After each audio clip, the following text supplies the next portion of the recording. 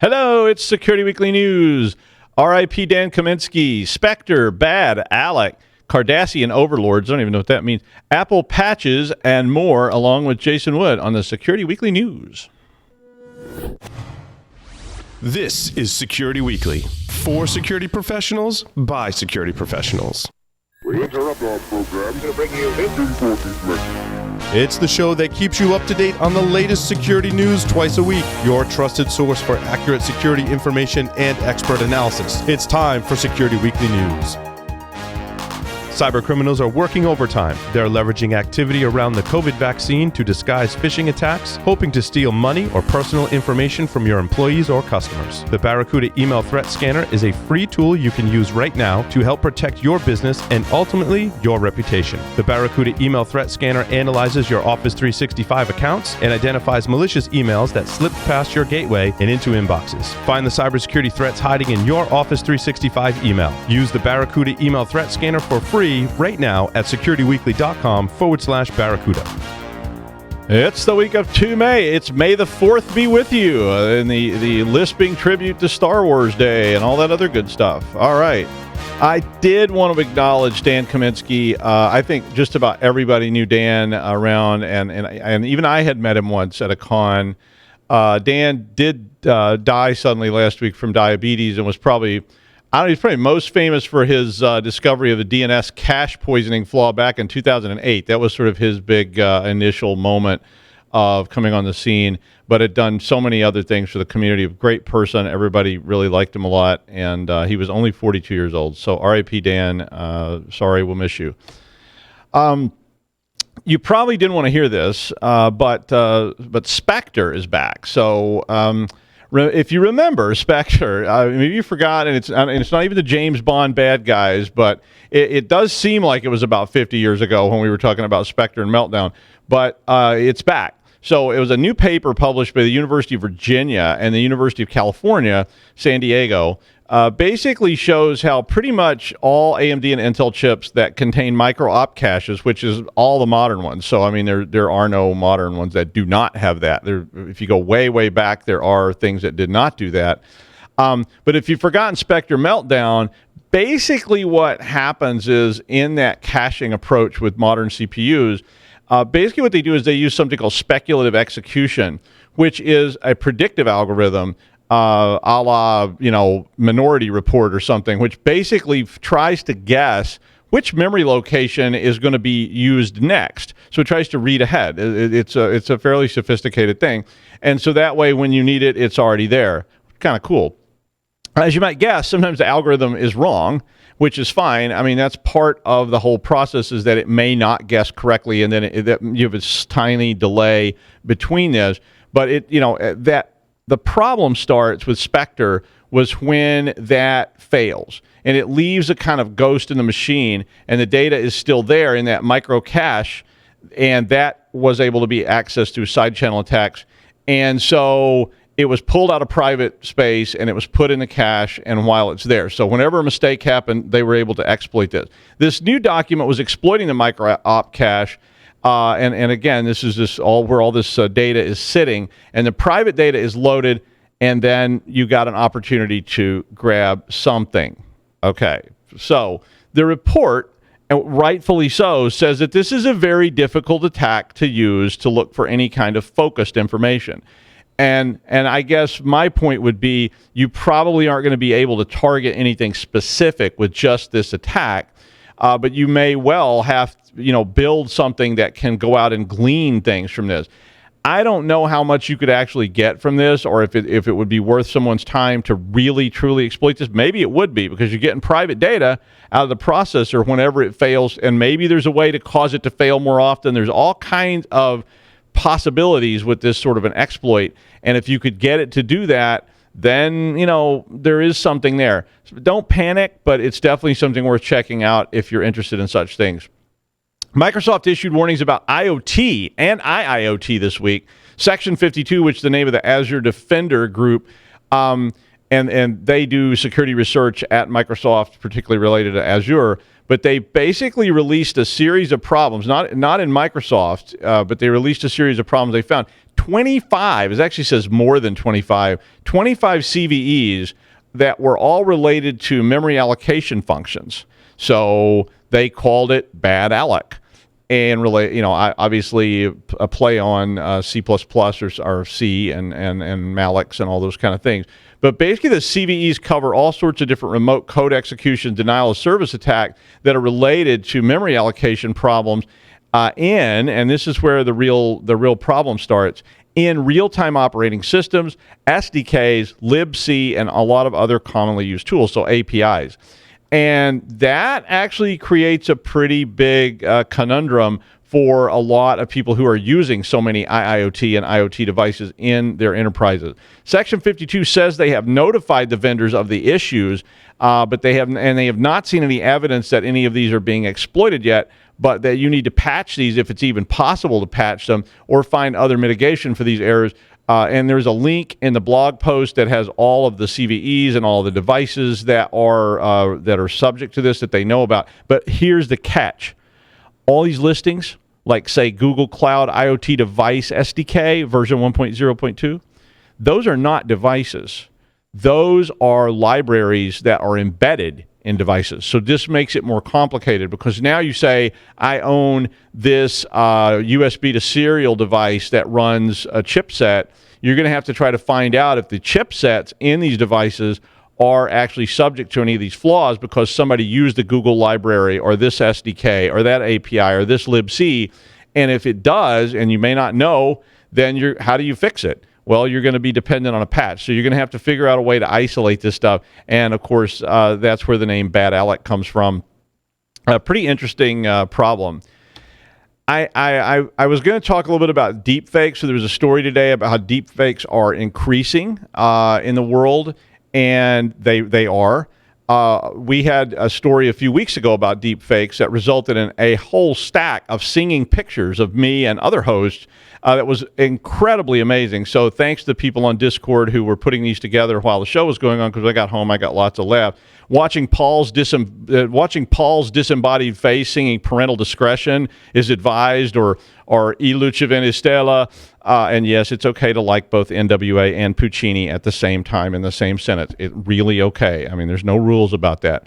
But it was a lot of fun, but it was also a pretty scary thing. So this report, which Jason's actually going to talk about more in depth, and so I'm not going to really spend much time on it, but this report came out talking about how this was increasing recently in relation to nation states and other actors. So I think there's a lot of concern, at least from me, going forward, that deepfakes are going to be a new big thing that are going to be very difficult for a lot of people to deal with in the world. So, basically I'll let Jason talk about it before I end up talking about the whole story, and then he'll be like, okay, why didn't you shut up? You just kept going and you kept talking about this and on and on and on.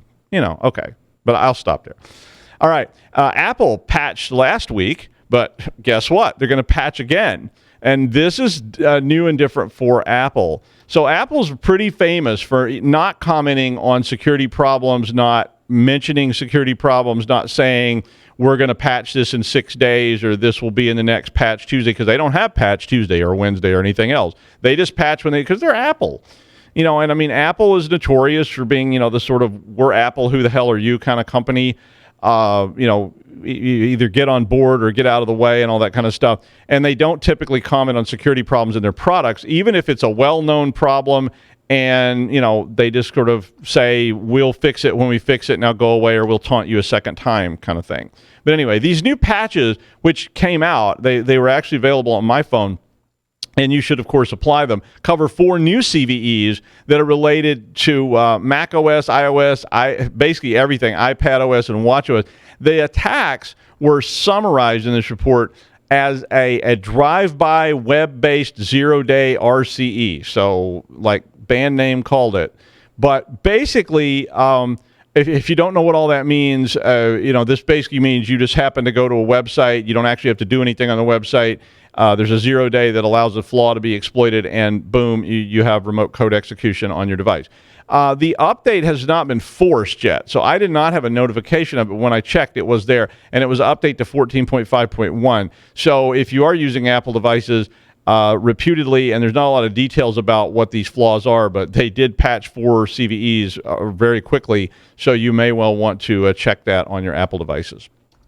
Considering how competitive the VPN market is and the number of companies that provide VPN, I'm really sort of surprised that Pulse Secure is still around.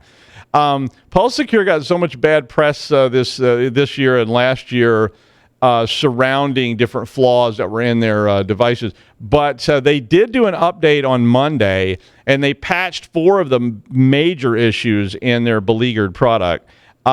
They do have a tool on their website called Pulse Security Integrity Check Tool, which if you're using their products and you need to see if you've been compromised through any of these things we've reported over the last year, you can check that out and see if there's any kind of problem going on. There's a huge list on their website of malware Trojans associated with this bug, like slow pulse, radial pulse, thin blood, atrium, and so forth. There's a whole bunch of them there.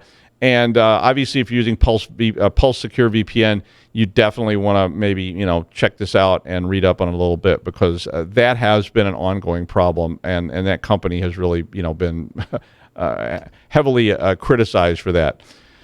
Scripps Healthcare in San Diego was hit with ransomware, which nothing new there, but it forced a shutdown of user access to the healthcare portal and alternative methods for patient care.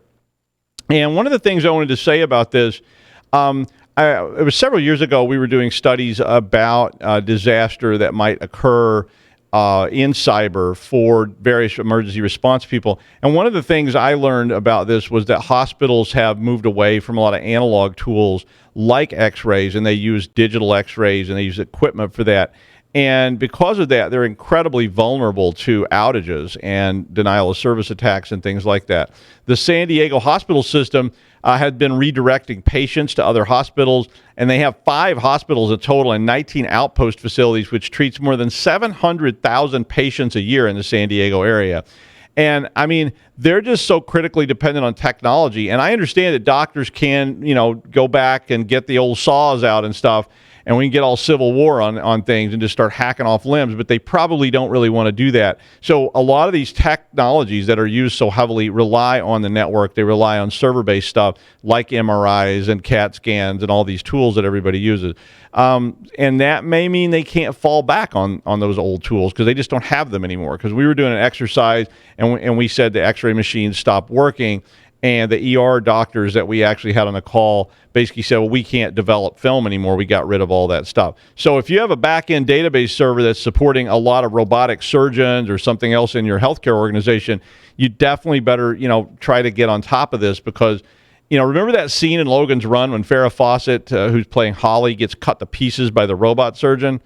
Well, if you haven't seen Logan's Run in a while, that's a little bit of a dated reference, but it's a very cool movie, very cool book from back in the 70s. But, and if you haven't seen it, you should go watch it. But anyway, defense in depth, out of band backups, and plan for the worst, because somebody is going to click that link. So it is going to happen. It is going to hit you. And everybody you ask says, are you ready for this? Of course we are. But then they get hit, and you see this over and over again. I don't usually report ransomware stories because they're so common now, but this was a case with healthcare, so it's definitely something to keep in mind.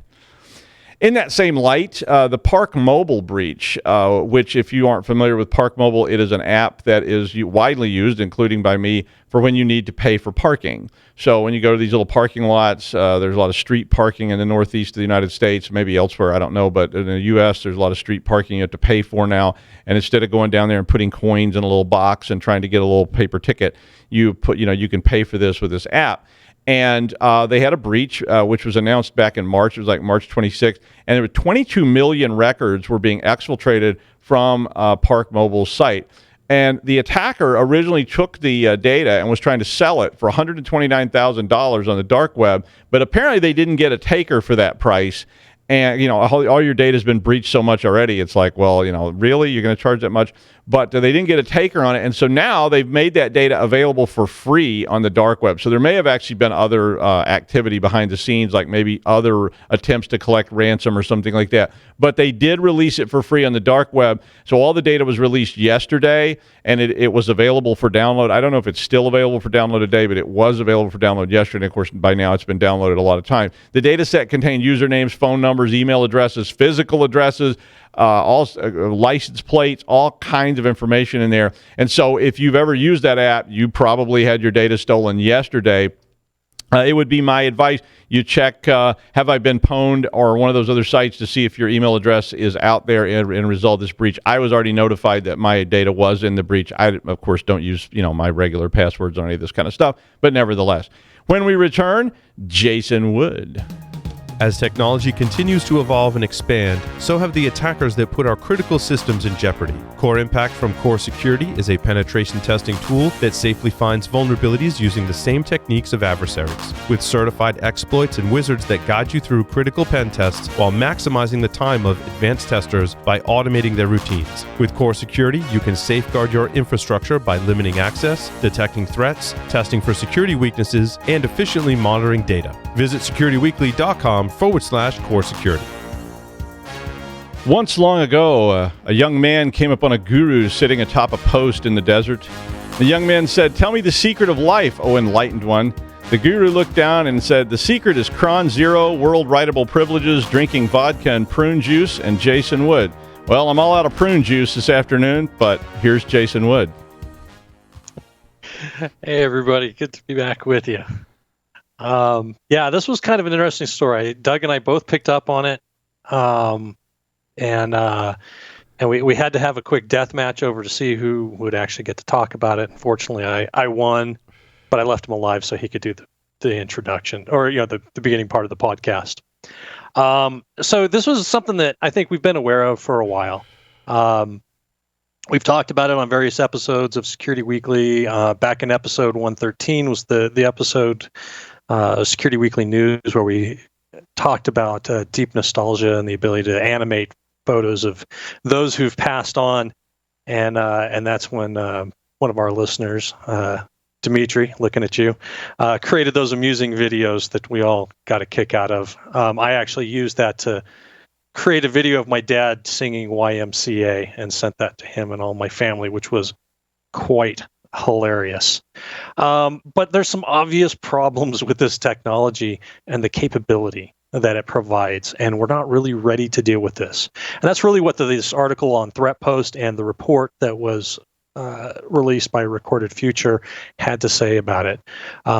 As you look at what's going on, the threat actors, criminal groups, stuff like that are taking notice of this technology and thinking about how can they use this in some way.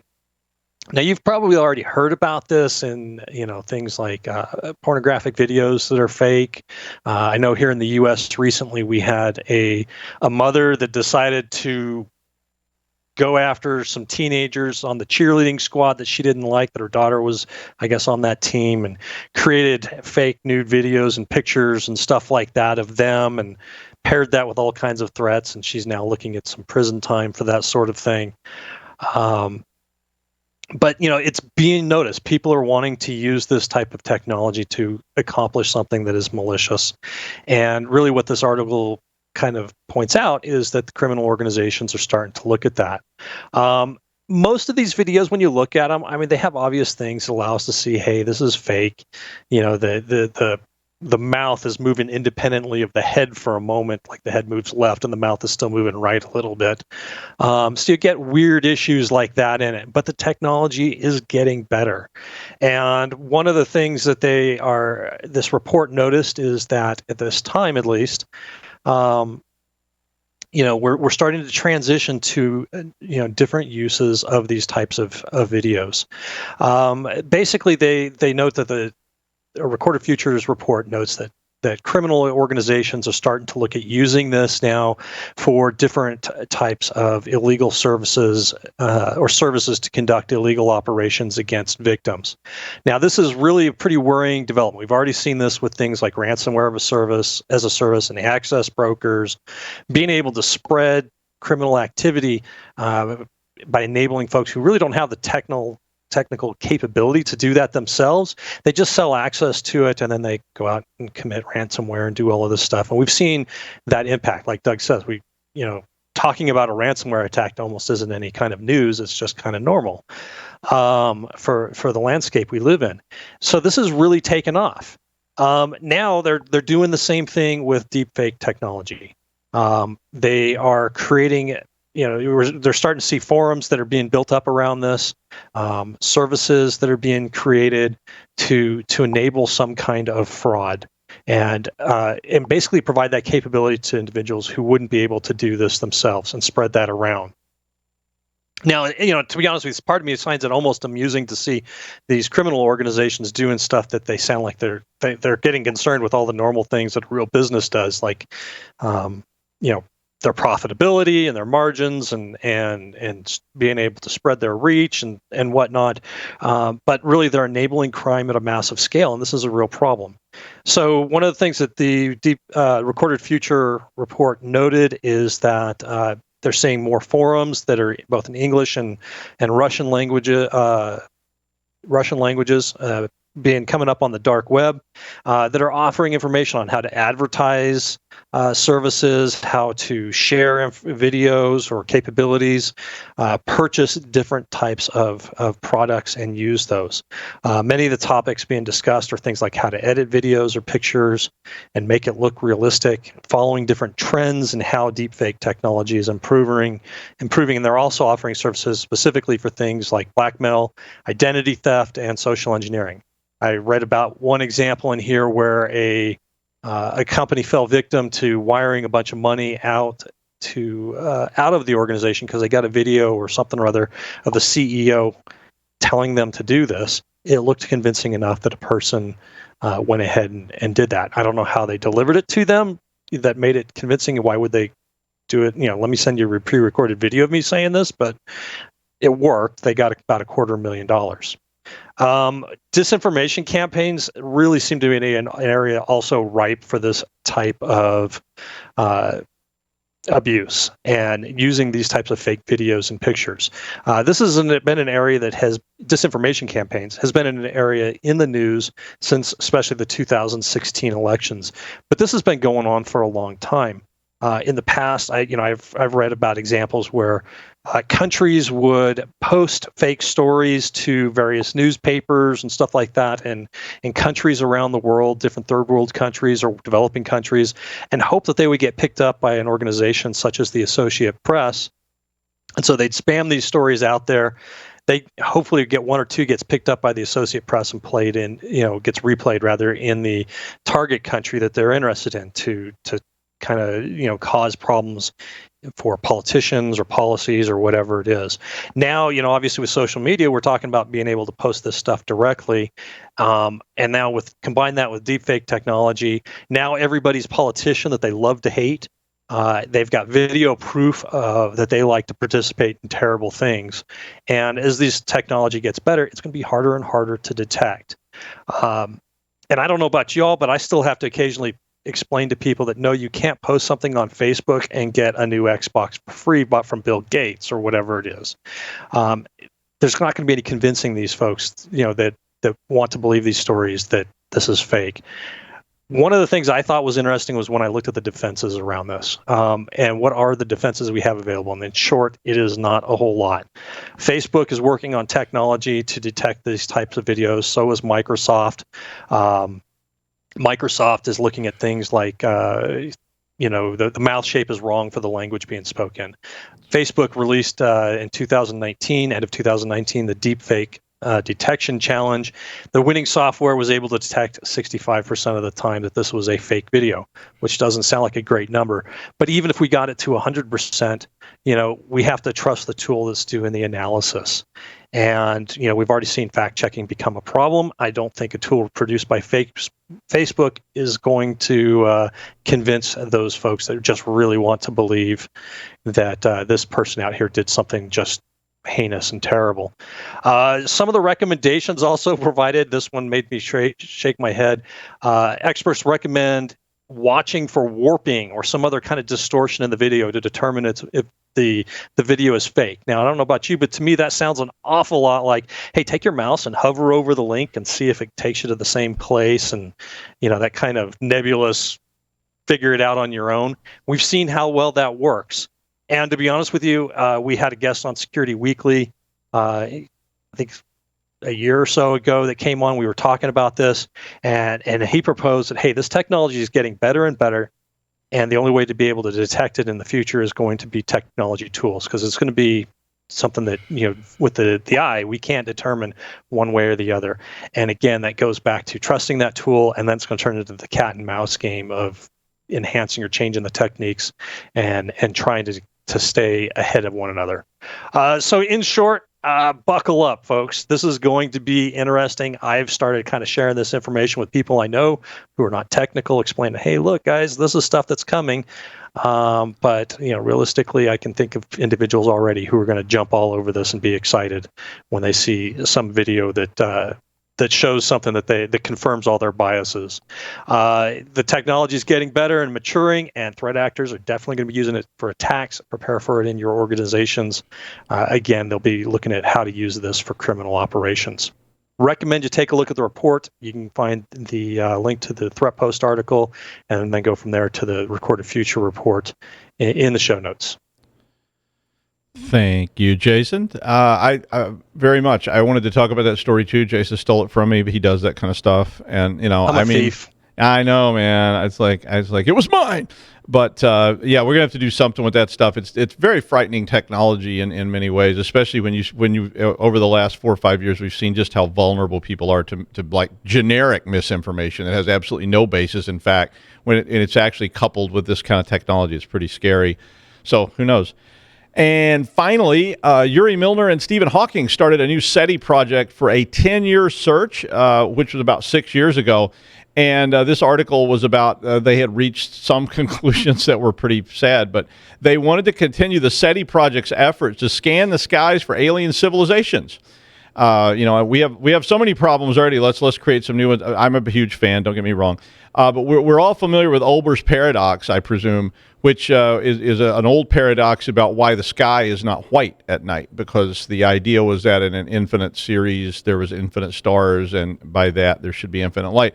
And of course, we do know that Olber's paradox is not really a paradox. It's just that our eyes really can't see all the photons that are arriving. And that's why the sky is still dark, because it's just so much empty space out there. But we keep looking. A deep scan is what they were doing here. They looked at a lot of stars, and they still haven't found any giant structures, radio signals, porn broadcasts, or anything else. Now, I always figured that the first alien signals we got would be like porn, like Klingon porn or something like that, but that's probably just a human thing. I mean, I'm glad they're doing this, and it may be just that aliens all wised up and realized that if you start beaming all your info out into space, so this is the cybersecurity part of this, you start sending all your OSINT out into space, eventually the Klingons, the Romulans, the Cardassians, and the Dominion are all going to show up and and go, hi, we're here, and guess what? You don't have warp drive, so we're not the Vulcans. They're kind of nice, but not really, nice, but they're nicer than we are, but they didn't get here first, so too bad. So, anyway, that they may show up at our doorstep one day and just take the whole place over and take it away from us. Anyway, thanks, Jason. Note, vodka and prune juice is called a bowel banger. I'll see you Friday on the Security Weekly News.